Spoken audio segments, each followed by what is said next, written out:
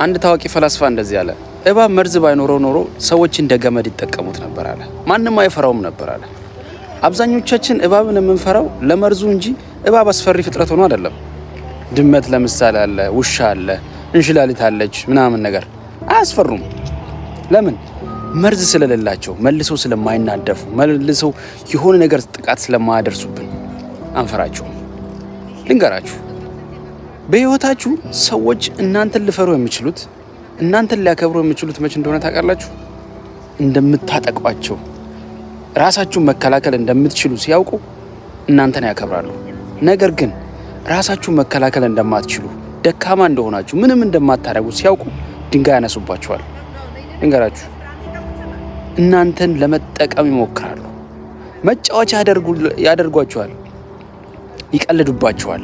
ልንገራችሁ፣ ለዛ ክፉ እንኳን ባትሆኑ ክፉ ነገር ማድረግ እንደምትችሉ አሳያችሁ። መርዛማ እንኳን ባትሆኑ መርዛማ ምሰሏቸው። እዛኔ እናንተን ያከብራሉ። ባይዘው ይሄ ትልቅ ሰው ምክር ነው፣ ነግሬያችኋለሁ።